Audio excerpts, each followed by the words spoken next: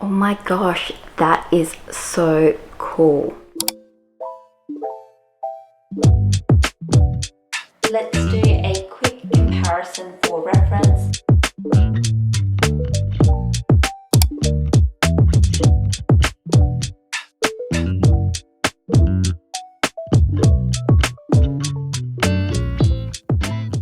I have been making YouTube videos now for almost a year, and I am definitely still learning with each and every video. To help along with my YouTube journey, I've decided to invest in a brand new camera. I have picked up the Sony ZV-E10 and I am super excited to do a little unboxing. If you are a beginner and just starting out on YouTube, it is cliche but true, you definitely do not need a brand new camera to get started. Even for travel vlogs, which is my favorite type of content to make, I still use my phone for about 90% of the footage. iPhones and any smartphones these days produce high quality videos.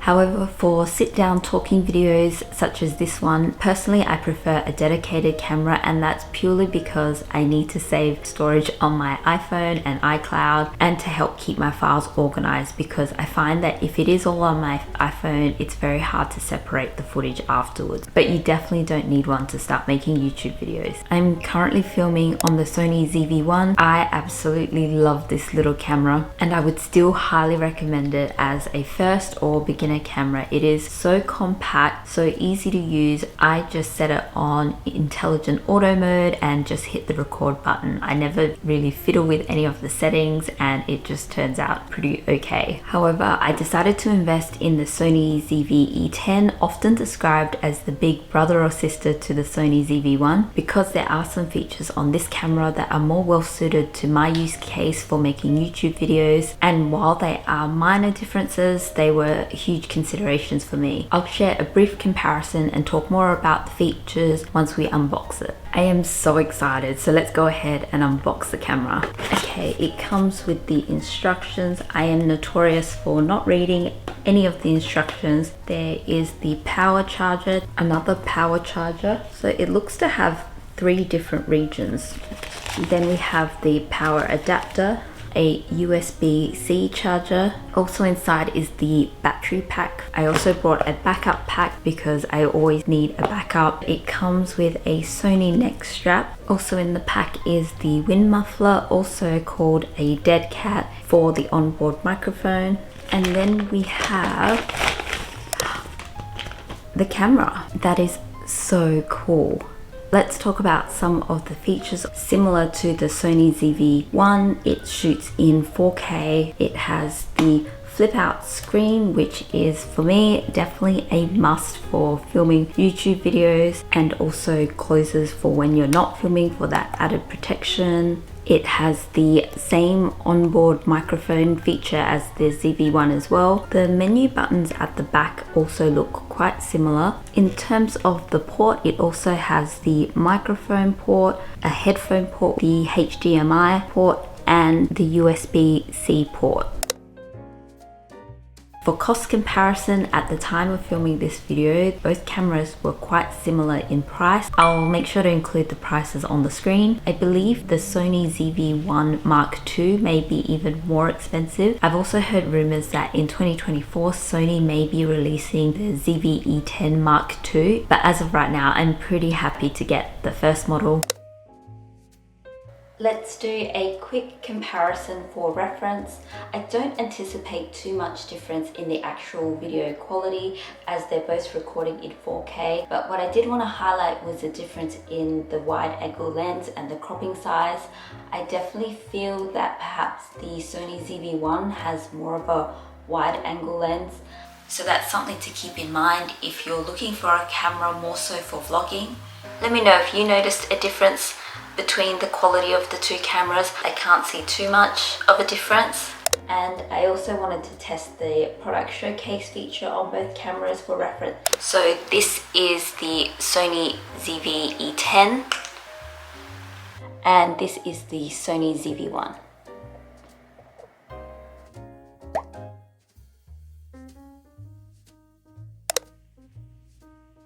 The major difference between the two cameras is obviously the lenses. The Sony ZV-1 comes with an inbuilt lens, whereas the Sony ZV-E10 comes with the interchangeable lenses where you can get a wide range of E-mount lenses, both Sony brands as well as other third-party brands. I picked up the camera with the standard kit lens, which is the 16 to 50mm lens. For now, I don't really plan on experimenting with lenses, but it is a good option to have if you are thinking more longer term and you want to look into photography and videography.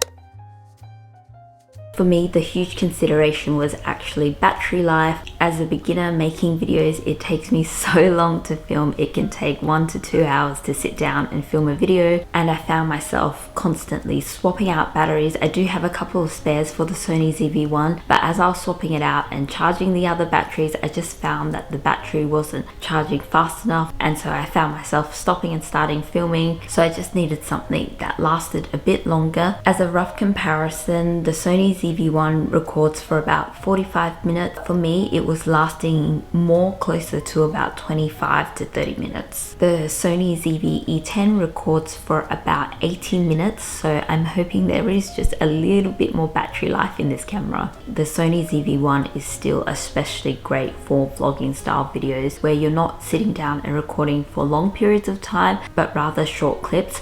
Another factor, and although this may seem minor, this was enough to get me across the line to look to invest in this camera, was the USB-C charging port. I like that I can use this with all my other tech accessories, especially when I need to charge the camera. Another consideration, and I've just put the strap on for now just so I can show you, I love the fact that you can have the strap and carry it around. For me, I tend to not carry very big bags, but I still would like to bring my camera with me just so I can practice vlogging. And while the Sony ZV-1 does have a little slot where you can attach like a wrist strap, I would much prefer having a neck strap. I hope you found this video helpful if you've been eyeing the Sony ZV-E10 or if you're currently deciding between the two cameras.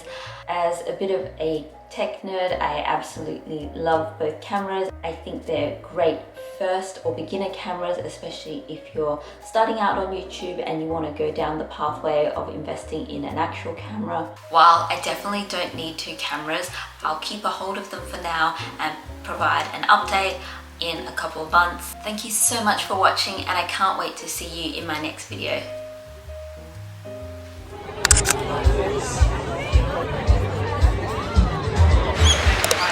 Welcome to my hometown and what I think is one of the most beautiful cities in the world, Sydney Harbour. I'm here hosting a friend from out of town, so I thought what better opportunity than to test out this camera as a vlogging camera. It's a bit gloomy today, but hopefully we can capture some beautiful images nonetheless.